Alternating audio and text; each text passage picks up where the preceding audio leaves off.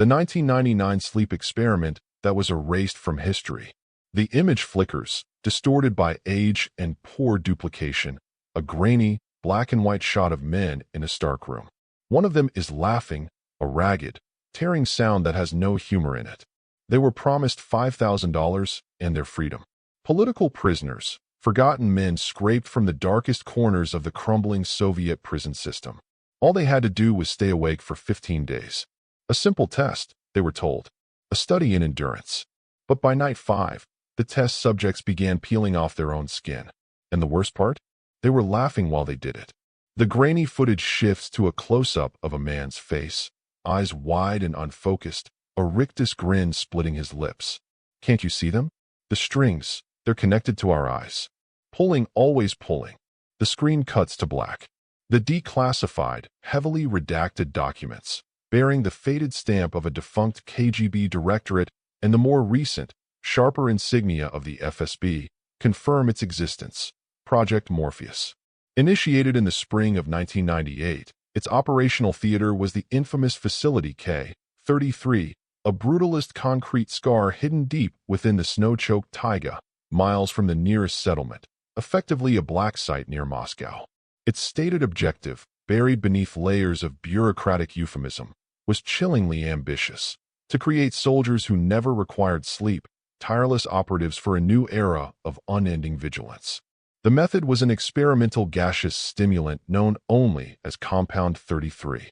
Its design specification: to permanently block the REM cycle, the very gateway to dreams, to rest, to sanity. 6 men, designated subjects number 1 through number 6, were chosen. Their names, their pasts, largely erased, replaced by clinical designations. They were the desperate, the forgotten, the expendable. Day 1. The illusion of control. The observation room of Unit Gamma at Facility K-33 was cold, not just from the Siberian air that seeped through the ill-fitting window seals, but from the palpable tension that always accompanied the commencement of a new phase in Project Morpheus. Dr. Ivan Volkov, no relation to the unfortunate radio engineer of a bygone era, though the irony was not lost on certain cynical archivists. The lead researcher, a man whose ambition had long ago cauterized his conscience, watched the 6 subjects on the bank of monitors. His face, usually a mask of stern impassivity, held a flicker of something akin to anticipation. Vital signs are stable, doctor, reported Anya Petrova, a junior technician, her voice betraying a nervousness Volkov found irritating. Heart rate's normal, blood pressure within acceptable parameters. Compound 33 dispersal initiated at 8 o'clock hours, as per protocol. Excellent, Anya, Volkov said, his gaze unwavering from the screens. Note their initial interactions. Baseline camaraderie. We need a clear psychological starting point. Inside the sealed test chamber, a large, windowless room furnished with 6 steel-framed cots, a single table, a toilet, and a shower stall, the subjects were, indeed, attempting a fragile camaraderie. The air already carried a faint, almost imperceptible metallic tang, the first hint of Compound 33. Subject number 4, a burly former soldier named Dmitri, with a network of prison tattoos snaking up his arms, was trying to organize a game of cards with a worn, incomplete deck. Anyone know Durak? Or are we all too sophisticated for peasant games? He boomed, his voice a little too loud, a little too forced. Subject number 1, a thin, older man named Victor, who had once been a university lecturer before a poorly chosen political joke landed him in the gulag, offered a wry smile. I believe, my friend, our current circumstances have stripped us of any lingering sophistication. Subject number 6, the youngest, barely out of his teens, a petty thief named Pavel whose file hinted at a troubled, violent past, watched them with wide, shifty eyes. He wasn't laughing yet. Not then. He was quiet, coiled, like a feral animal assessing a new cage. Subject number 2, Mikhail, a quiet man who mostly kept to himself, stared at the one-way mirror he knew concealed their observers. Subject number 3, a stoic individual named Sergei, methodically checked the flimsy mattress on his cot. Subject number 5, Andrei, a man whose file was suspiciously thin, hummed a tuneless, melancholic folk song. They joked, albeit nervously. They shared stale bread and weak tea. They spoke of the $5,000, a fortune that could buy a new life if they survived. They spoke of freedom, a word that tasted like ash in their mouths. The cameras recorded it all. The microphones picked up every sigh, every muttered hope, every hollow laugh. Dr. Elena Rostova, the project psychologist, made meticulous notes. Initial subject cohesion is higher than anticipated, Dr. Volkov. Likely a trauma bond, a shared sense of desperation. They are clinging to normalcy. Normalcy is a luxury they will soon forget, Dr. Rostova. Volkov replied, a thin smile playing on his lips. Compound 33 is designed to strip away such affectations. Observe. Day 2, the unseen shift. The metallic tang of Compound 33 was more pronounced. The subjects reported a strange, persistent dryness in their throats, a buzzing in their ears. Sleep, when they tried to snatch moments of it, was shallow, unrefreshing, dreamless. They were tired, irritable, but still largely themselves. The card games continued, though with less enthusiasm. Conversations became more sporadic, punctuated by longer silences. Victor, subject number 1, was the first to voice a specific complaint beyond fatigue. This air, it feels heavy, he said, rubbing his temples. And there's a pressure behind my eyes, like something trying to push its way out. Pavel, subject number 6, began to pace, his earlier coiled energy now manifesting as a restless agitation. He would stop abruptly, stare at a blank wall, then resume his pacing. In the observation room, Anya Petrova noted an anomaly. Dr. Volkov, subject number 5's EEG is showing suppressed delta wave activity, even during periods of attempted rest. It's as if his brain simply cannot switch off. Volkov nodded, satisfied. The compound is working as designed. REM suppression is complete. The gates to the subconscious are being sealed. But Dr. Rostova interjected, her voice edged with concern. The long-term effects of total REM deprivation, compounded by a stimulant of this nature, they are largely unknown. The animal trials were inconclusive. Inconclusive, Dr. Rostova, or merely inconvenient for your more delicate sensibilities? Volkov's tone was sharp. We are on the verge of a breakthrough. Soldiers who do not dream, do not question, do not tire. Imagine the possibilities. Rostova fell silent, but her gaze on the monitors was troubled. She saw the subtle shifts, the slight tremor in Mikhail's, subject number 2's, hands, the way Dmitri, subject number 4, kept rubbing his gums, the vacant stare that sometimes settled in Andrei's, subject number 5's, eyes. These were not just men deprived of sleep. They were men being subtly, irrevocably altered by an invisible agent. Day 3, the cracks appear. The first laughter outbreak occurred just after the 6 o'clock nutrient-paced dispensation. It wasn't a joyful sound. It was high-pitched, almost hysterical, and it came from Pavel, subject number 6. He was staring at his own hands, turning them over and over, and then he just started laughing. A wild, uncontrolled cackle that sent a shiver down Anya Petrova's spine. What's so funny, boy? Dmitri, subject number 4, growled, his own nerves frayed. Pavel's laughter choked off into a gasp. The lines, he stammered, tears streaming down his face, though his expression was one of terror, not mirth. On my palms they're moving, like little snakes. Can't you see them? No one else saw them. The laughter subsided, leaving Pavel trembling and confused. But it was a harbinger. Later that day, Victor, subject number 1, while attempting to read a tattered book, suddenly burst into a series of short, sharp giggles. He clapped a hand over his mouth, his eyes wide with surprise and embarrassment. Forgive me, he mumbled. A sudden absurdity. The absurdity spread. Sporadic, unsettling bursts of laughter would erupt from one subject, then another, often without any discernible trigger. It was laughter stripped of humor, laughter that seemed to bubble up from a place of profound cognitive dissonance. Simultaneously, their vital signs began to show alarming deviations. Dr. Volkov, look at this, Anya said, her voice tight with alarm. Subject number 3, Sergei, his heart rate has dropped to 30 beats per minute. And subject number 6, Pavel, his is spiking to 180, then plummeting. The compound is causing severe cardiac dysrhythmia. Adjust analeptic supplement and nutrient paste for subjects number 3 and number 6, Volkov ordered, his voice calm, almost detached. We must maintain physiological viability. Their minds, however, their minds are the primary crucible. Dr. Rostova watched, horrified, as Dmitri, subject number 4, began to chuckle softly to himself, his eyes fixed on the one-way mirror. They think we don't know they're there, he muttered, his chuckle turning into a low, guttural laugh. But we see them. Oh yes, we see them. Day 4, the whispers and the walls. The atmosphere in the test chamber had grown toxic, thick with paranoia and encroaching madness. Sleep was now an impossibility. The subjects' eyes were bloodshot, ringed with dark circles, their movements jerky and uncoordinated.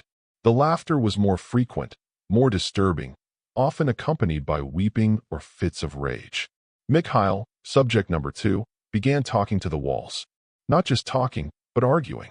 "No, I won't tell you," he'd shout, then fall silent, listening intently, before responding to some unseen interrogator.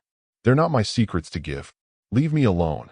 Andrei, subject number 5, who had been humming his mournful folk songs, now sang them with a desperate, frantic energy, his voice cracking, his eyes darting around the room, as if searching for an escape from an invisible choir that only he could hear.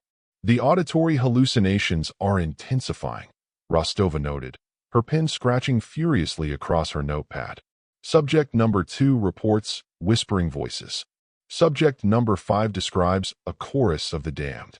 They are losing the ability to differentiate internal and external stimuli. "Fascinating," Volkov murmured, observing subject number 1. Victor, who was meticulously tearing pages from his book and arranging them into complex, geometric patterns on the floor. The emergence of ritualistic behavior. A coping mechanism, perhaps, or something else. Pavel, subject number 6, had become fixated on the concept of strings. He would hold his hands up, examining his fingers, his eyes wide with a dawning horror. "They're pulling them," he'd whisper to anyone who would listen, or to no one at all. "The strings, they go right through my eyes, into my head. They're making me see things. Horrible things." The leaked security footage from Day 4, later smuggled out, shows a chilling tableau. 5 men in various states of agitated psychosis, while subject number 3, Sergei, sat perfectly still on his cot, his back to the camera, unmoving for hours. When he finally turned, his face was utterly blank, his eyes like polished stones. He said nothing. He just watched. Day 5, the Flesh Rebels. The 5th day marked a definitive turning point, a descent into visceral, undeniable horror. The laughter had taken on a new, manic edge. The delusions were no longer fleeting. They were concrete, terrifying realities for the subjects. It began with Mikhail, subject number 2. He awoke from a brief, twitching stupor with a blood-curdling scream. "They're inside me," he shrieked, scrambling off his cot, his eyes bulging with terror. "Under my skin. Get them off me." He began to claw at his arms, his nails digging deep, tearing at his own flesh. Blood welled, dark against his pale skin. "The spiders," he sobbed, raking his forearms raw. "Millions of them. Crawling. Biting. Get them off." Dmitri, subject number 4, and Victor, subject number 1, in a fleeting moment of shared lucidity or perhaps a different kind of madness, tried to restrain him. Mikhail fought with a desperate, inhuman strength, his screams echoing in the sterile chamber. Sedate subject number 2. Volkov barked into the intercom. "Anya, prepare a 10 cubic centimeters tranquilizer injection. Security team, stand by for chamber entry." "Doctor, is that wise?" Rostova protested, introducing another variable, and sending a team in there. "The subject is a danger to himself and the integrity of the experiment," Volkov snapped. "We cannot have them killing each other. Not yet." The security team, clad in heavy protective gear, their faces obscured by gas masks, entered the chamber. The struggle to sedate Mikhail was brutal. His blood smeared the walls, his screams were cut short by the powerful sedative, leaving him a twitching, whimpering heap on the floor. But the contagion of his delusion, or perhaps a shared vulnerability exploited by Compound 33, had spread. Later that day, Andrei, subject number 5, began to meticulously pick at his cuticles, peeling back small strips of skin from his fingers, his face a mask of intense concentration, muttering about unraveling the threads. Pavel, subject number 6, his eyes glittering with a terrifying understanding, watched Mikhail's sedated form. He then looked at his own arms, a slow, chilling smile spreading across his face.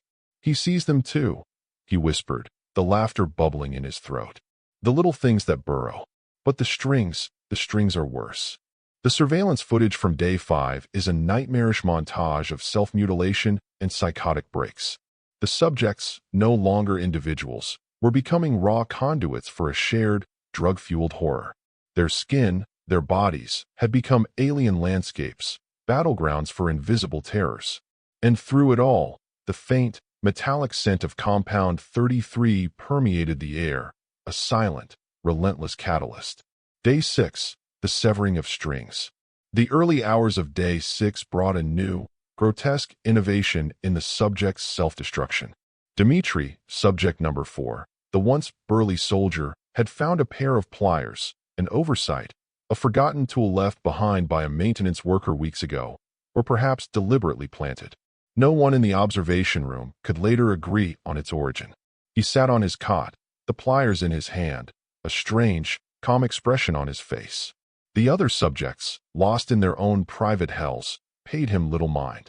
Then, with a grunt of effort, Dmitri inserted the pliers into his own mouth. Anya Petrova gasped, her hand flying to her mouth. "Doctor." Subject #4. On the monitor, they watched, horrified, as Dmitri, with a series of sickeningly wet crunches and squelches, began to pluck out his own teeth. One by one, blood frothed at his lips, mingling with saliva. He didn't scream. His eyes were wide, focused, as if performing a delicate, necessary surgery. He's trying to. Rostova stammered, unable to voice the thought. Between extractions, Dmitri mumbled, his words slurred by blood and missing teeth. "Got to cut them. The strings, they're anchored in the teeth. Pulling my thoughts. Got to cut them free." He spat out a molar, then went back for another, a terrifying parody of dental work. Volkov watched, his expression unreadable. Was it scientific detachment? Or was even he, the iron-willed architect of Project Morpheus, beginning to feel the chill of the abyss they were so recklessly plumbing? "Document his vocalizations," he ordered, his voice a fraction less steady than before. "Cross-reference with subject number SIXS, string delusions. We need to understand the topology of this shared psychosis." Pavel, subject number 6, witnessing Dmitri's horrific self-surgery, began to laugh again, that ragged, tearing sound that had become the soundtrack to their descent. "Yes, cut them," he shrieked, his own hands clawing at his face, around his eyes. "They're in the eyes too. Pulling. Always pulling. The faceless ones, they use the strings to see through us." "Faceless ones," Rostova whispered, her blood running cold. He's never mentioned them before. The log entry for November 23rd, 99, a date that seems out of sequence with the initial 7-day narrative of the lab fire, but which was found meticulously detailed in a separate, recovered journal fragment believed to be Dr. Rostova's private notes, described an event concerning subject number 6 that must have occurred either in a later, undocumented phase of this experiment, or in a similar, subsequent one using Compound 33. It read, November 23rd, 1999, subject number 6, Pavel. For the past 48 hours, he has been describing faceless surgeons operating on him while he is awake. He claims they are recalibrating the strings and installing new lenses in his eyes. He is lucid, articulate, yet completely convinced of this ongoing, invisible surgery. Today, during his medical check, we found it's impossible. Medical scans show no external physical trauma, no incisions, no bleeding points. Yet, his scalp, it was peeled back from his forehead to the crown of his head, the skin hanging in a flap like an orange rind. The underlying bone was exposed, glistening. He expressed no pain. He merely smiled and said, they needed better access to the primary optical nerve cluster. He was laughing when they took him to the infirmary. The attending nurse fainted. This particular horror, however, was still in Pavel's future on day 6 of this initial experiment. For now, in the main test chamber, the immediate terror was Dmitri's bloody, self-inflicted dentistry, and the escalating, shared madness it represented. The air was thick with the coppery scent of blood, the faint metallic tang of Compound 33, and the chilling, sporadic sounds of laughter that promised only deeper, more unimaginable horrors to come. The experiment was no longer about creating sleepless soldiers. It was about witnessing the complete and utter disintegration of the human mind, live and in excruciating detail. And the observers, safe behind their one-way mirror, were beginning to understand that the gas wasn't just keeping the subjects awake. It was opening doors in their minds to places no sane person would ever wish to glimpse. The early hours of day 6 had been a symphony of butchery and madness, with Dmitri, subject number 4, methodically extracting his own teeth to cut the strings, and Pavel, subject number 6, shrieking about faceless ones. The air in the observation room of Unit Gamma at Facility K-33 was thick with unspoken dread, the scent of blood from the chamber somehow seeping through the filtered ventilation, mingling with the ever-present metallic tang of Compound 33. Dr. Volkov's scientific detachment was cracking, replaced by a grim, almost predatory focus. Dr. Rostova, the psychologist, was pale, her notebook filled with observations that read more like excerpts from a madman's diary than a clinical study. Anya Petrova, the junior technician, looked moments from collapse. The experiment was no longer an experiment. It was a descent into a shared, chemical inferno. Day 6 continued the unraveling sanity.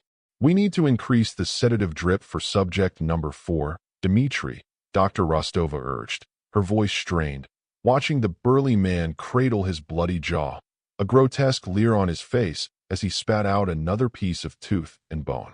He's losing too much blood. And his psychosis, it's evolving. He started referring to himself in the plural, as we who are unstrung. Dr. Volkov, however, seemed transfixed by Pavel, subject number 6. The young man was now meticulously tracing invisible lines in the air, his eyes wide and unfocused, muttering about celestial mechanics and the puppeteers who reside in the angles of dreams. No sedatives for number 4 just yet, Rostova, Volkov said, his voice a low hum. His pain threshold is remarkable. The compound seems to be overriding typical nociception in favor of these elaborate delusions. And hashtag 6, his faceless ones, this is new. This is significant. Are they a progression from the strings or a separate entity? Doctor, these men are dying. Anya Petrova burst out, unable to contain her horror any longer. Their bodies are failing. Their minds are gone. This isn't science, it's torture. Volkov rounded on her, his eyes cold. Technician Petrova, you are here to monitor vital signs and operate equipment, not to offer moral critiques. One more outburst like that, and you will find yourself on the other side of that glass. Is that understood? Anya recoiled as if struck, tears welling in her eyes. She nodded mutely, turning back to her console, her hands shaking so violently she could barely operate the controls. The rest of day 6 was a blur of escalating horrors. Andrei, subject number 5, began to eat the pages of the tattered book Victor, subject number 1, had earlier arranged into patterns, claiming they contained the true names of the silent watchers. Victor himself had fallen into a catatonic state, his eyes open and staring, a thin line of drool trickling from his lips, his body rigid. Mikhail, subject number 2, heavily sedated after his spider episode, thrashed weakly on his cot, his whimpers occasionally forming words. They're weaving me into their web. Only subject number 3, Sergei, the stoic one, remained an enigma. He sat on his cot, sometimes for hours, perfectly still, watching the others with an unnerving, almost analytical calm. He ate what little food was provided, drank his water, and occasionally, very deliberately, met the gaze of the one-way mirror, a faint, almost imperceptible smile playing on his lips. It was the smile of a man who knew a terrible secret, or perhaps was no longer entirely a man. Day 7, the cleansing fire. The 7th day dawned with an almost preternatural stillness in the test chamber. Victor, subject number 1, had not moved. Mikhail, subject number 2, was barely breathing. Andrei, subject number 5, lay in a fetal position, covered in his own filth, whispering to himself. Dmitri, subject number 4, his face a bloody ruin, was attempting to carve symbols into the concrete floor with a shard of his own tooth. Pavel, subject number 6, was the most active, pacing the room, his head cocked as if listening to a symphony only he could hear, his lips moving silently, his eyes fixed on something beyond the walls, beyond their perception. Subject number 3, Sergei, is showing elevated adrenaline levels, Anya reported, her voice a dull monotone, all emotions seemingly drained from her. But his heart rate is paradoxically calm, almost meditative. Dr. Rostova was reviewing her notes, a deep frown etched on her face. Volkov, she began, her voice low and urgent. The patterns of delusion are converging. The strings, the faceless ones, the watchers, the weavers, they're all describing a similar thematic structure. A hidden puppetry, an unseen influence manipulating them from beyond their senses. Compound 3-3 isn't just blocking REM. It's making them receptive to something. Something that was always there, perhaps, but shielded by the normal functions of the dreaming mind. Volkov didn't respond. He was watching Sergei, subject number 3. The man had risen from his cot and was now standing in the center of the room. He slowly raised his arms, his head tilted back, a beatific, terrifying smile on his face. And then he began to speak. Not the broken, delusional ramblings of the others. His voice was clear, resonant, and utterly devoid of human inflection. He spoke in a language none of them recognized, a series of guttural clicks, sibilant hisses, and deep, resonant tones that seemed to vibrate the very air in the observation room. What is he saying? Volkov breathed, leaning closer to the audio monitor. Anya, can the translators identify that dialect? No, doctor, Anya whispered, her eyes wide with terror. It's not registering as any known human language. The linguistic analysis software it's crashing. As Sergei spoke, Pavel, subject number 6, stopped his pacing. He turned towards Sergei, his eyes locking onto him, a look of dawning recognition, or perhaps subservience, on his face. Dmitri, subject number 4, ceased his carving, his bloody head slowly lifting. Even Andrei, subject number 5, stirred, his whimpering quieting. Then, Sergei did something that froze the blood in their veins. He looked directly at the one-way mirror, his eyes, no longer blank, but blazing with an alien intelligence, seeming to pierce the reflective surface, to meet Volkov's gaze directly. Sergei said, his voice now a perfectly enunciated, chillingly calm Russian. We see you. And as if on cue, Pavel, Dmitri, and Andrei, their voices a ragged, unholy chorus, repeated the phrase. A sudden, piercing alarm blared through the facility. Red lights began to flash, casting a hellish glow over the observation room. Fire! A voice screamed over the facility-wide intercom. Fire in Unit Gamma. Containment breach. All non-essential personnel evacuate immediately. What in God's name? Volkov roared, spinning towards the door. But it was sealed, locked down by the emergency protocols. They were trapped. On the monitors, the scene in the test chamber descended into chaos. Flames, originating from no discernible source, erupted near the ventilation shaft where Compound 33 was pumped in. The gas, highly flammable under certain conditions they had supposedly controlled, was now fuel. It's Sergei, Rostova screamed, pointing at the monitor. He's not burning. The others are on fire, but he's just standing there. It was true. Dmitri, Pavel, and Andrei were engulfed in flames, their screams inhuman, yet they continued to chant, their burning forms writhing. But Sergei, subject number 3, stood untouched in the heart of the inferno, his arms still raised, his terrifying smile unwavering, the flames parting around him as if repelled by an invisible shield. The heat in the observation room was becoming unbearable. Smoke was pouring in through the vents. We have to get out. Anya shrieked, clawing at the sealed door. Volkov, his face a mask of fury and dawning terror, smashed a fist against the one-way mirror. The override. Rostova, the emergency atmospheric purge. It should have. He trailed off, realizing the futility. The system was either fried or deliberately disabled. Yuri's desperate gambit. Yuri Andropov, a stooped, elderly janitor who had worked at Facility K-33 for over 20 years, was sweeping the corridor outside Unit Gamma when the alarms went off. He was a man of routine, a man who kept his head down, who had learned long ago that survival in such a place depended on seeing nothing, hearing nothing, knowing nothing. But Yuri had seen things. He'd seen the desperate eyes of the men brought to Unit Gamma. He'd heard the muffled screams, the strange laughter.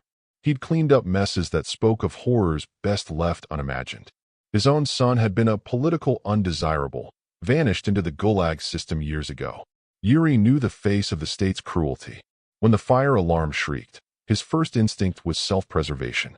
But then he saw the smoke billowing from under the observation room door of Unit Gamma. He knew Dr. Volkov and his assistants were in there. He also knew that the official cause of any incident at K-33 would be a carefully constructed lie. He had a key, not an official one, but one he'd painstakingly filed down from a discarded blank over months, a key that opened the rarely used maintenance access panel to the observation room's secondary ventilation system, a relic from an older, less secure design of the facility. He wasn't sure why he'd made it. A vague sense of preparedness, perhaps. A feeling that one day, he might need an alternative way out, or in. Driven by an impulse he didn't fully understand. Perhaps a flicker of humanity. Perhaps a desperate desire for some truth to escape this accursed place. Yuri made his decision. He wouldn't try to save the researchers. It was too late for them, and too dangerous for him. But the tapes. He knew about the continuous recording systems. Every whisper, every scream in Unit Gamma was captured. If there was ever to be any record of what truly happened here, it would be on those tapes. Ignoring the panicked shouts of other facility staff evacuating, Yuri slipped into a side utility closet. He fumbled with his makeshift key at the access panel. It turned. He crawled into the cramped, dusty ventilation shaft, the roar of the fire growing louder, the heat intense. He knew the layout. The primary recording deck for Unit Gamma was in a small, fire-resistant alcove just above the observation room, accessible through another panel from the shaft. He reached it just as the alcove was beginning to fill with acrid smoke. The main lights were out, but the emergency LEDs on the recording deck still glowed. He could hear the distorted screams from the observation room below, the crackle of the inferno. His hands, gnarled with age, fumbled with the eject mechanism of the primary video and audio reel. It was a bulky, professional-grade cassette. There was no time to think, no time for a plan. He just acted. He pulled the tape free. Where to hide it? His eyes fell on the small, dented tube of Polyarnea Zvezda, Polar Star, toothpaste he always carried in his pocket, a habit from his army days. It was nearly empty. With trembling fingers, he squeezed out the remaining paste. Then, with considerable effort, forced the thick data cassette into the now empty metal tube, crimping the end shut as best he could. It was a crude, desperate measure. He scrambled back through the vents, emerging into a corridor now thick with smoke and chaos. He joined the stream of evacuating personnel, just another terrified old man fleeing the flames, the incriminating toothpaste tube a cold lump in his pocket. The official cause of the fire at Facility K-33 on that day in late 1999 was, as predicted, listed as a catastrophic gas leak and subsequent electrical failure. All 6 test subjects were declared deceased. Dr. Ivan Volkov, Dr. Elena Rostova, and junior technician Anya Petrova were also listed among the casualties, their bodies supposedly recovered from the sealed observation room. Though some whispers suggested the room was found empty, its occupants simply gone. Yuri Andropov, the janitor, was briefly questioned and released, his presence unremarkable, his secret safe. For 24 years, the tape remained hidden inside that toothpaste tube, a silent, horrifying testament. The tape's horrifying contents. When the tape was finally, painstakingly recovered and digitized decades later by an underground network of truth seekers, its contents confirmed the darkest rumors about Project Morpheus. The video quality was poor, distorted by heat and magnetic interference, the audio a hellish cacophony. But certain moments were chillingly clear. The chanting, for several minutes, amidst the crackling flames and inhuman screams, the subjects' voices, or what was left of them, could be heard chanting in eerie, ragged unison. The phrase repeated over and over, a mantra of the damned, a declaration of sight from beyond the veil of sanity. The shadowy figure. In the final moments before the camera in the observation room presumably melted or was destroyed, the lens, perhaps knocked askew by the pandemonium, panned erratically. For a fleeting, nightmarish series of frames, it captured a figure standing amidst the smoke and chaos inside the observation room itself. It was tall, unnaturally elongated. It had no discernible face, just a suggestion of stretched, featureless skin where a face should be, like a crude mask pulled too tight over a fleshless skull. It wasn't Volkov, Rostova, or Petrova. It was something else, something that shouldn't have been there. The deformed hand. The very last frames of the recording, before the signal dissolved into pure static, were a close-up of a hand pressing against the camera lens from the inside of the test chamber. The fingers were too long, grotesquely thin, the joints misshapen, the skin a pale, almost translucent white, like something that had never seen the sun. It was a hand that did not belong to any of the known subjects in their original human forms. The survivor, subject number 3, Sergei. The official report stated all 6 subjects perished. But Yuri, in his brief, terrified glimpses into the burning chamber through the ventilation grate, had seen Sergei, subject number 3, standing untouched by the flames. And the whispers persisted within the clandestine services. One had survived. Weeks after the K-33 incident was officially closed, a man matching Sergei's description was found wandering aimlessly in Red Square, Moscow. He was emaciated, his eyes holding a terrifying, vacant clarity. He wore the tattered, smoke-stained remnants of a facility uniform. He was muttering to himself, occasionally stopping passers-by, grabbing their arms with surprising strength. "I can see it all now," he would babble, his voice hoarse. "Behind the curtain, behind the skin of reality. It's all there. The patterns, the true architecture. They showed me. The ones who are always awake, always watching. They are the strings, and the puppeteers, and the loom upon which all things are woven." He spoke of Compound 33 not as a gas, but as a key, an attunement. He claimed the fire was not a disaster, but a portal, a cleansing. Before the ever-vigilant FSB agents, alerted by concerned citizens and recognizing the telltale signs of a state secret unraveling, could apprehend him, Sergei had a brief, frantic encounter with a young, ambitious journalist from a minor, independent newspaper known for its controversial exposés. "You," Sergei had hissed, grabbing the journalist's lapel, his eyes burning with an unholy light. "You write things down. Write this down." He pressed a small, charred object into the journalist's hand, a metal button, melted and warped, bearing the faint, almost obliterated insignia of Facility K-33. They opened the door. They let them look through. And now they see us all. He then leaned in close, his breath smelling of ash and something else, something metallic and alien. He whispered a sequence of numbers into the journalist's ear, numbers that would later be found to have a terrifying, inexplicable resonance with other forgotten experiments. Tell them the watchers are tired of whispering." The FSB agents converged then, black cars screeching to a halt. Sergei didn't struggle. He merely smiled his serene, terrifying smile as they dragged him away, vanishing back into the shadows from which he had briefly, impossibly, emerged. The journalist, shaken but alive, clutched the button and the whispered numbers, the seeds of another layer of the horrifying mystery of Project Morpheus. The leak was not just a tape. It was a living, breathing echo of the madness, now loose upon the world. The inferno at Facility K-33 had supposedly consumed all evidence of Project Morpheus, along with its architects and unfortunate subjects. But truth, like a tenacious weed, has a way of pushing through even the most scorched earth. Yuri Andropov, the elderly janitor, carried its seed in a humble toothpaste tube, a horrifying record of madness and inhumanity. And subject number 3, Sergei, the impossible survivor, had planted another seed, a charred button and a cryptic sequence of numbers, in the trembling hand of a young, hungry journalist named Anton Makarov. As Sergei was swallowed by the dark maw of the FSB, Anton was left standing in the cold vastness of Red Square, the weight of an unimaginable secret pressing down on him. the whispered numbers echoing in his mind like a phantom limb. Anton Makarov was no stranger to the shadowy underbelly of Moscow. His small, independent newspaper, the People's Clarion, operated on a shoestring budget, fueled by righteous indignation and a steady diet of stale bread and lukewarm tea. He'd chased stories of corruption, of bureaucratic malfeasance, but nothing had prepared him for Sergei. The man's eyes, burning with an alien lucidity, his tales of seeing behind reality, of watchers and the true architecture. It was the stuff of fever dreams.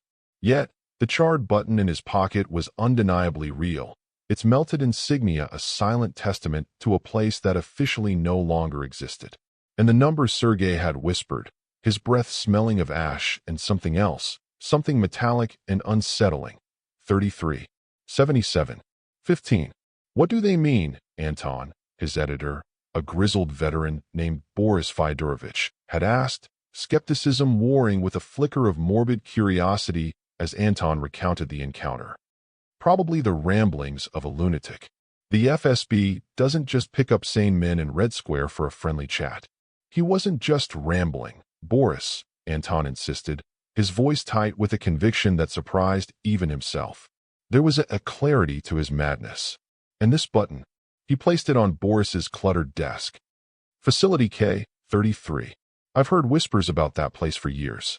Black projects. Experiments gone wrong. This Sergei, he was there. For weeks, Anton obsessed over the numbers. He cross-referenced them against every known Soviet military code, every prison block designation, every classified project he'd ever gotten a whiff of. Nothing.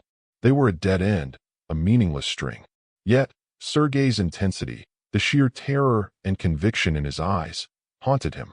Tell them the watchers are tired of whispering. What watchers? He found his answer, or the beginning of one, in the most unlikely of places, the dusty, forgotten archives of a disgraced academic, Professor Alastair Finch, an eccentric British historian specializing in Cold War psychological operations, now living in self-imposed exile in a cramped St. Petersburg apartment after his more outlandish theories had seen him ostracized. Anton had sought him out based on a footnote in an obscure monograph about Soviet psyops. Finch, a man whose tweed jacket seemed permanently dusted with biscuit crumbs, listened to Anton's story with unnerving calm, his bright, bird-like eyes fixed on the younger man. 33, 77, 15, Finch repeated, steepling his fingers. Intriguing. Not a Soviet cipher, I'd wager. The cadence feels different. He rummaged through towering stacks of books and yellowed papers that threatened to engulf his small living room. Ah yes, the whispers of Operation Sleepy Sailor. Sleepy Sailor? Anton echoed, bewildered. What does that have to do with a Soviet experiment? Perhaps nothing. Perhaps everything, my dear boy, Finch said, pulling out a faded, mimeographed document stamped with the declassified insignia of the U.S. Office of Naval Intelligence. A rather nasty bit of business from 1968. The Yanks, in their infinite wisdom, decided to see how long their sailors could function on minimal sleep, aided by a cocktail of amphetamines and other, less conventional stimulants. The official report speaks of minor psychological disturbances. The unofficial scuttlebutt, the kind that gets buried very deep. He tapped a paragraph in the document. After approximately 77 hours without REM sleep, several subjects aboard the USS Eldridge, yes, that Eldridge, of Philadelphia experiment fame, though that's another rat hole entirely, began to experience acute, shared hallucinations. They spoke of shadow nurses tending to them, figures in archaic nursing uniforms, their faces obscured by shadow, moving silently through the sickbay, their touch described as colder than death. Anton felt a chill crawl up his spine. Shadow nurses, faceless surgeons, the parallels are there, Professor. But the numbers? Patience, Mr. Makarov. Finch flipped through more pages. The experiment was abruptly terminated after one subject, a petty officer Miller, suffered a complete psychotic break. Before they restrained him, he scrawled a sequence of numbers on the bulkhead with his own blood. The official report redacts them, of course. But a contact of mine, a rather disgruntled former ONI archivist with a penchant for illicit photocopying, managed to preserve a less sanitized version. Finch produced another, even more fragile piece of paper.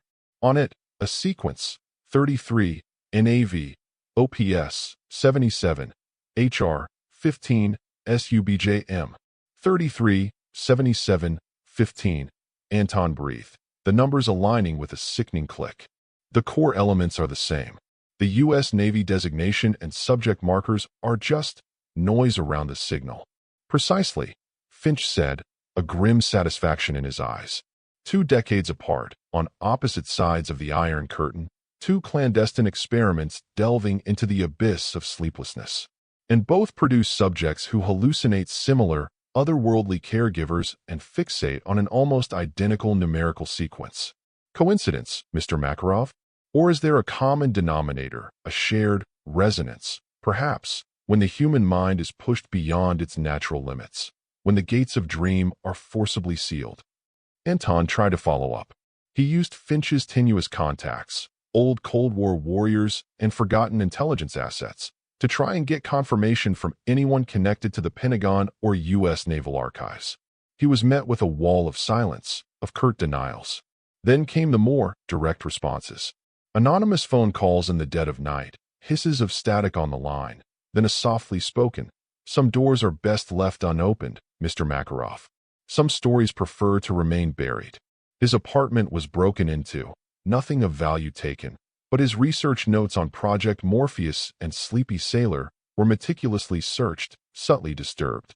He started seeing the same black sedan parked down the street from his office, its occupants obscured by tinted windows. The cover-up wasn't just Soviet. It was a silent, international accord of denial. The numbers were a phantom echo, a stain that had spread further than he could have imagined. He felt himself being drawn into a labyrinth, each discovery leading to deeper, more terrifying questions. The weight of Sergei's secret was becoming a crushing burden. Years passed. Anton, though still haunted, had been forced by self-preservation to bury his investigation. The People's Clarion folded. The world moved on, seemingly oblivious. But the stain of Compound 33 and the entities it seemed to invite was not so easily erased. The year is 2021. Dr. Eris Thorne's suppressed research into the 18 Hz frequency from the other story of sonic horror had long since faded into obscurity, but the underlying theme of forbidden knowledge and its terrifying consequences remained a constant, like a bass note thrumming beneath the noise of everyday life. In Tokyo, Kenji Tanaka, the brilliant, workaholic CEO of a cutting-edge neurotech startup, Cerebral Dynamics, was found dead in his minimalist penthouse apartment. The cause of death was officially listed as cardiac arrest due to extreme exhaustion.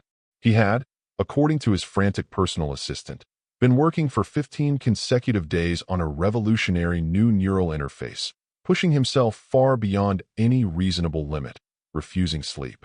Inspector Haruto Ishikawa of the Tokyo Metropolitan Police Department, a meticulous, old-school detective with a disdain for easy answers, found the official report unsatisfying. 15 sleepless days, you say? Ishikawa asked Tanaka's assistant, a young woman named Yumi, her eyes red-rimmed from weeping. Was he taking anything? Stimulants. Only coffee, Inspector, Yumi insisted. Endless pots of it. He was driven. He said he was on the verge of seeing the true code behind consciousness. Her voice trembled. The last few days, he was different. He started laughing. At nothing. And he kept talking about strings. He said everything was connected by invisible strings, and he could almost see them. Strings. The word snagged in Ishikawa's mind, an echo from a half-forgotten briefing on anomalous psychological phenomena he'd attended years ago. He pressed further. Did he say anything else? Anything unusual? Yumi hesitated. His smartwatch. It has a voice memo function. He was using it to dictate notes. The last recording, from a few hours before they found him, it's mostly incoherent. But there are whispers underneath his laughter. Whispers? Yes, Yumi confirmed, her voice barely audible. My colleague, who understands some Russian from his university days, he said they sound like Russian words, but distorted and hungry. Ishikawa obtained the smartwatch. The final recording was chilling. Tanaka's voice, high and manic, punctuated by bursts of that same humorless, tearing laughter that had echoed in Facility K-33. And beneath it, almost subliminal, were sibilant, whispering sounds. When amplified and filtered, the distorted Russian words became clearer. "We see, we know soon yours." The final piece was a text message, sent from Tanaka's phone moments before his death, to a number that was no longer in service. It read simply, "They know I saw." Ishikawa felt a cold knot tighten in his stomach. This was more than exhaustion. This was a pattern. He dug into cold cases, into international incident reports, his investigation leading him down a rabbit hole of inexplicable deaths, all linked by extreme sleep deprivation, psychotic laughter, and recurring motifs: strings, watchers, whispers. He found a heavily redacted Interpol file on a Silicon Valley programmer in 2017 who, after a 12-day coding binge fueled by an unknown stimulant, had live-streamed himself meticulously peeling the skin from his own face, laughing and talking about the beautiful machinery beneath. The cover-up, Anton had discovered, was international.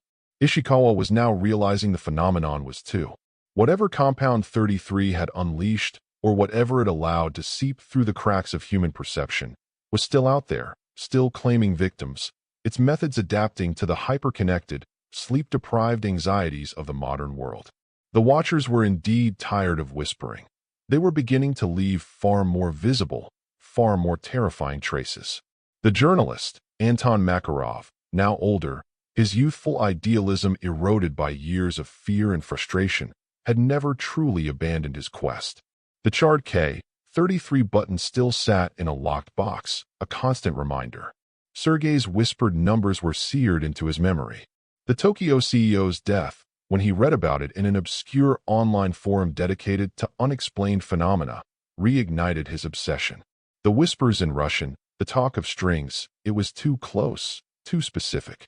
He decided to search for the one tangible element that might still exist: Compound 33. If it was a gas, a chemical, then perhaps its formula, its very essence, had survived the K-33 inferno. He delved into the murky, dangerous depths of the dark web, a digital Hades of illicit commerce and forbidden knowledge. His queries, cloaked in layers of encryption, using throwaway identities, were initially met with silence or scams. He waded through offers for red mercury, alien artifacts, and elixirs of immortality. But then a reply. Terse. Coded. Morpheus's breath. Some still seek it. Dangerous air. Prices steep. Proof of serious intent required. The sender ID was a string of random characters. Nix_vendor. Anton, his heart pounding, engaged. The dialogue was a tense dance of veiled questions and cryptic answers, conducted over encrypted chat relays that bounced signals across the globe. "I need to understand its properties," Anton typed, his fingers slick with sweat. "Its origin." "Origin is ash and screams," Nix_vendor replied. "Properties are transformative. Not for the merely curious. Not for the weak-willed. It shows you the seams of the world." "Is it stable?" Anton asked, thinking of the fire at K-33. A digital approximation of a dry chuckle appeared on the screen. "As stable as a dream on the edge of waking." The original formula was volatile. Refinements have been made by interested parties. But the core remains. The key to the sleepless door. After weeks of careful vetting, of proving he wasn't law enforcement or a time waster, Nix_vendor finally sent him an image. A small, pressurized canister, military grade, with no markings except for a crudely stenciled label. The label was what made Anton's blood run cold. It depicted a stylized, open eye, weeping a single black tear. Beneath it, in stark, block letters, 33, Compound 33. And below that, a single, chilling warning in English, a language that seemed utterly out of place. "Do not test beyond 14.7 Hz. Hertz, Anton muttered to himself, staring at the image. "That's a frequency, a sound measurement. What does a gas have to do with hertz?" He thought of the whispers on Tanaka's smartwatch, the way Sergei's voice had seemed to vibrate the air in the observation room. Was Compound 33 not just a chemical? Was it a catalyst that made the human mind susceptible to a certain frequency? Or did the gas itself resonate, or emit, a signal? The warning, Anton typed to Nix_vendor. 14.7 Hz. "What does it mean?" "It means some doors should only be opened to crack," came the reply.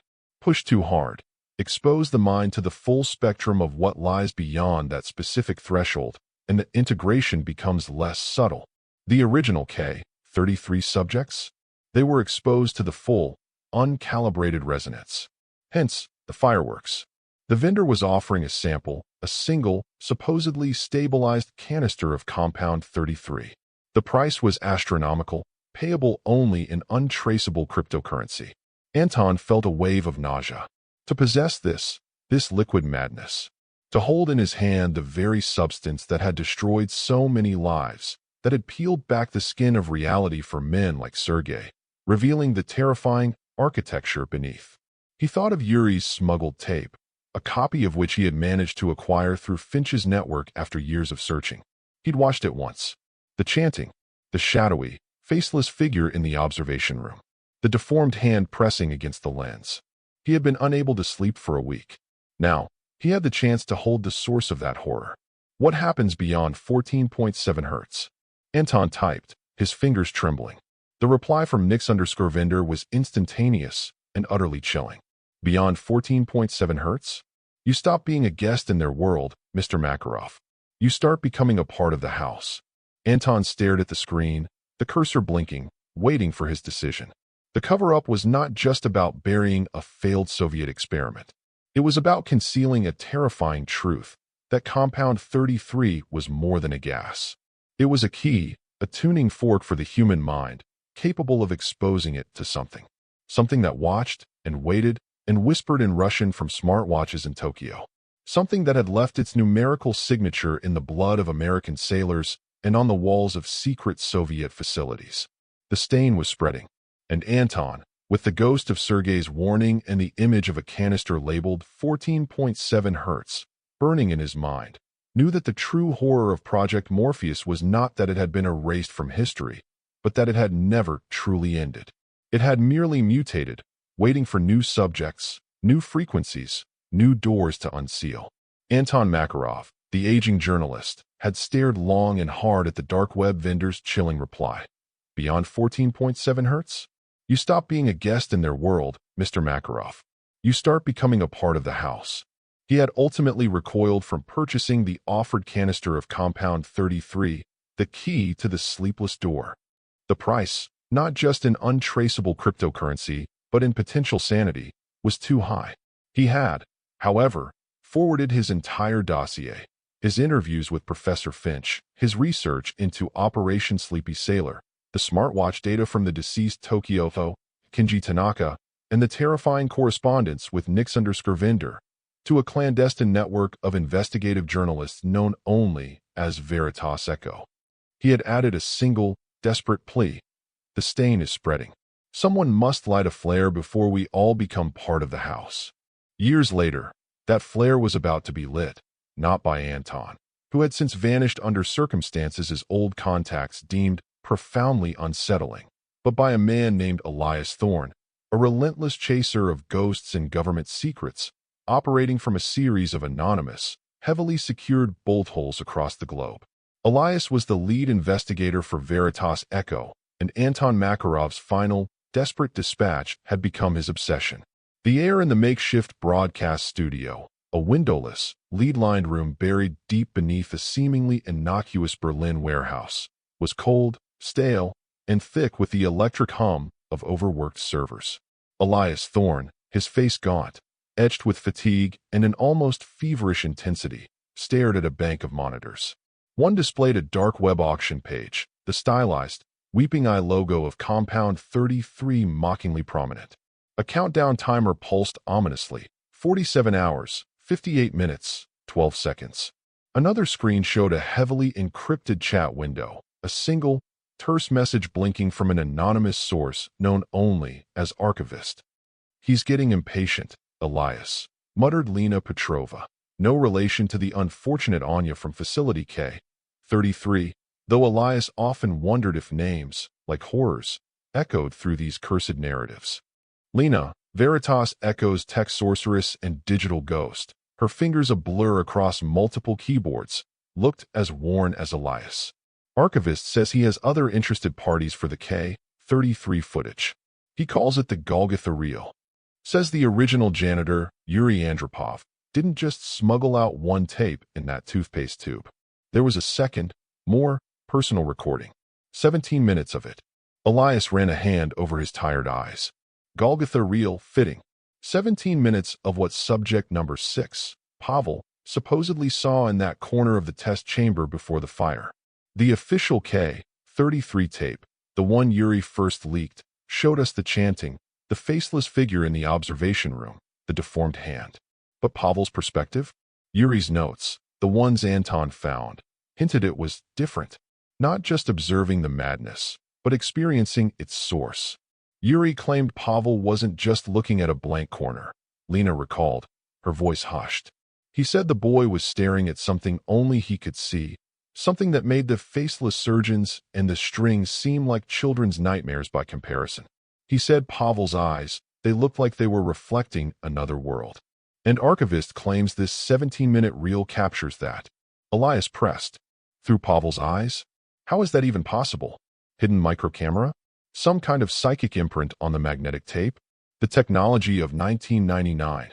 Archivist is vague on the how, Lena admitted, her brow furrowed in concentration as she traced the source of Archivist's encrypted signal, a frustratingly complex series of dead drops and ghost servers. He just says it's unfiltered perception. He also says it's dangerous, not just to possess, but to witness. He mentioned a cognitive residue, a mimetic hazard. Elias glanced back at the auction page for Compound 33. Like the gas itself, the last known buyer of a similar vial, that Silicon Valley tech mogul, Alastair Finch, tracked him before Finch also retired from the world. Adrian Miles tweeted, "I can see the strings now. They're beautiful, and they're pulling me apart." Then he vanished. His company scrubbed his existence. His mansion found empty, every surface covered in complex, impossible geometric patterns drawn in something that wasn't ink. And every winning bidder of these Compound 33 auctions, Lena added grimly, they always disappear. No trace, as if they were never there, just erased. She shivered. Elias, this auction, this Golgotha reel. Are we sure we want to pull these particular threads? Anton Makarov pulled them, and he's gone. Professor Finch pulled them, and he's a recluse babbling about fractal entities in the sleep static. Kenji Tanaka, the Tokyo CEO, saw the strings and died laughing with Russian whispers in his ears. And the alternative, Lena? Elias countered, his voice raw with a desperate conviction. Let this stain, as Anton called it, continue to spread in the dark? Let Nix_vendor and his ilk peddle Morpheus's breath to anyone with enough crypto, turning them into another Adrian Miles, another sacrifice to the beautiful machinery? He slammed his fist softly on the console. No, we light the flare. We show the world the source of the infection. The K-33 experiment wasn't just about sleepless soldiers. It was about prying open a door. Compound 33 was the crowbar. The 14.7 Hz frequency Nix_vendor warned Anton about. That's the specific vibration that makes the door swing wide. And this Golgotha reel, I have a terrible feeling it's a recording of what came through. A new message pinged in the encrypted chat window from Archivist. Decision time, Veritas Echo. The price for the Golgotha reel is not monetary. It is an exchange. You broadcast my manifesto alongside the footage, unedited, and you do it within 72 hours of receipt. Others offer coin. I offer you the heart of the nightmare. Do we have a deal, or do I walk? His manifesto? Lena frowned.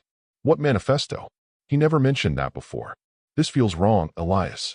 Like we're being manipulated into platforming something else entirely. He knows we're desperate for the footage, Elias said, his mind racing. He's leveraging it. What does the manifesto say? Can you get a preview? He's sending a heavily encrypted snippet now, Lena replied, her fingers flying. A moment later, a block of text appeared on one of her screens.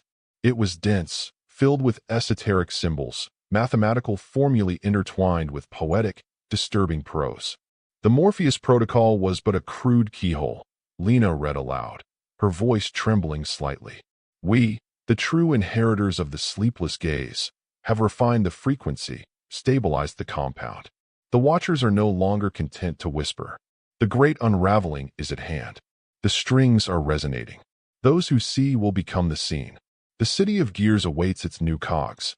The 14.7 Hz is merely the invitation. The true symphony plays on a spectrum beyond your fleshly ears, but the Golgotha reel, it translates a fragment for the uninitiated. It is a primer for the transformation. Broadcast it, and you accelerate the awakening. The choice is yours. Remain blind in the collapsing house, or open your eyes and become a window for the new architecture. Lena looked up, her face pale. Elias, this isn't a whistleblower. This is a prophet, a herald for whatever crawled out of K-33. He doesn't want to expose the horror. He wants to spread it. Elias felt a cold dread grip him, colder than any he had known. They were caught. The auction for Compound 33 was a ticking clock, a clear and present danger.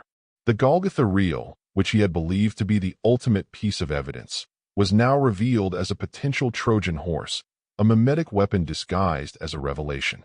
He played us, Elias whispered, the realization dawning. Archivist, he's not a source. He's a disciple. One of them. Someone who became part of the house. What do we do? Lena asked, her voice barely audible above the hum of the servers. If we refuse, he leaks it to someone else, someone who will broadcast his manifesto. If we agree, we become instruments of this great unraveling. The weight of Anton's final plea.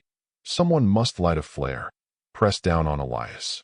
But what if the flare itself was designed to ignite an even greater darkness? The auction for the vial, Elias said, his gaze returning to the countdown timer. 47 hours, 32 minutes, 5 seconds. That's the immediate, tangible threat. Another soul lost to the strings, another mind consumed. We can't stop Archivist directly, not without playing his game. But we can warn people about the auction. We can show them enough of what we do know, enough of the verified K-33 horror, to make them understand what they're bidding on.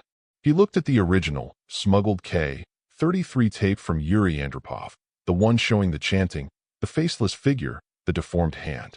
It was horrific, but it was evidence, not propaganda for a cosmic horror. We can't use Archivist's Golgotha reel, Elias decided, his voice firming with resolve. Not on his terms. It's tainted. But we have Yuri's original tape. We have Anton's research, Finch's files, the Tokyo CEO's last message. We have enough to show the pattern, to expose the lie that K-33 was an isolated incident. And the auction? Lena asked. What about the winning bidder? They always disappear. Elias's face hardened. This time we'll be watching. We may not be able to stop the auction, not with the resources Nix_Vendor and his clients possess. But we can try to identify the buyer. We can try to intervene before they see the strings. A near-suicidal prospect, he knew. The kind of people who bid on Compound 33 were not amateurs. They were powerful, protected, and utterly ruthless. It's a long shot, Elias, Lena said softly. A dangerous one.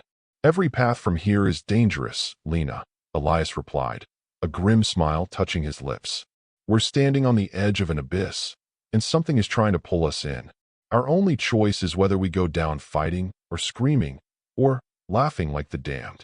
He turned to his main broadcast console, the one linked to Veritas Echo's encrypted network, designed to punch through censorship and reach the darkest corners of the web where truth often festered before it could bloom. He took a deep breath. The decision was made. Not the one Archivist wanted, but the one Anton Makarov, in his desperate final plea, would have understood. He hit the sequence that would initiate their emergency broadcast protocol. The hum of the equipment around them seemed to deepen, to resonate with a new, urgent purpose. Elias leaned into the microphone, his face illuminated by the stark glow of the monitor, his eyes reflecting a grim determination. For decades, the story of Project Morpheus has been a ghost, a whisper in the blood-soaked annals of forgotten experiments. They told you it was a myth, a creepypasta, a campfire tale for the digital age. They were lying. The screen behind him flickered, showing the weeping eye logo of Compound 33, the auction countdown timer stark beneath it. Right now, as I speak, a vial of the original Compound 33, Morpheus's breath, the key to the sleepless door, is up for auction on the dark web. The bidding is fierce. The price, measured in untraceable crypto, is already astronomical. The auction ends in less than 48 hours. He paused, letting the weight of the words sink in. The faint, distorted whispers in the audio bed seemed to grow slightly more distinct, almost forming Russian syllables. We know what this substance does.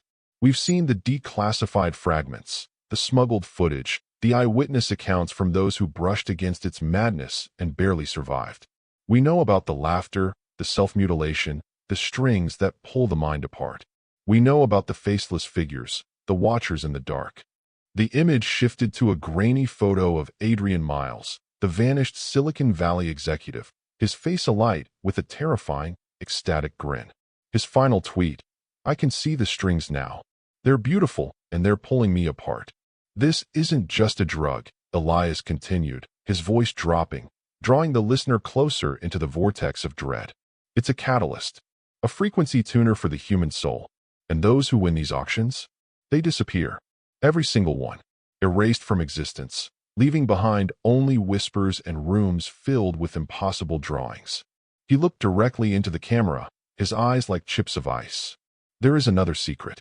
A piece of footage so terrifying, so transformative, that its current guardian calls it the Golgotha Reel. 17 minutes, supposedly showing what subject number 6 saw in that burning room in K33. What he saw that made him understand the strings, the faceless surgeons, the true architecture of the nightmare. The static crackled louder. The whispers were clearer now. This archivist offered it to us. But his price was to turn us into heralds for his great unraveling, to use this footage to accelerate what he calls the awakening. We refused. But he will find someone else. The tape is out there. A mimetic bomb waiting to detonate. Elias leaned even closer, his voice a conspiratorial, urgent hiss. If you want to see the verified evidence, the original, smuggled K33 tape that Yuri Andropov saved from the fire, the 17 seconds of it that show the chanting, the shadowy figure, the deformed hand pressing against the lens, before the Golgotha Reel, and its cursed manifesto poisoned the well completely.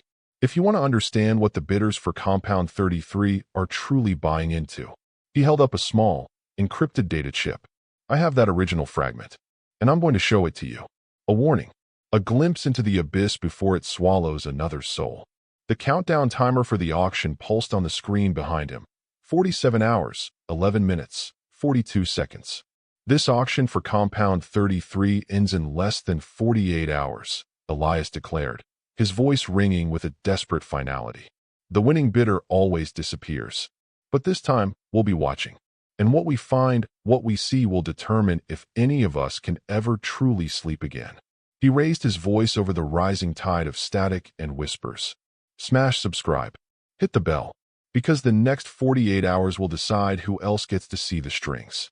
And whether seeing them means freedom or becoming another puppet in their horrifying, endless play.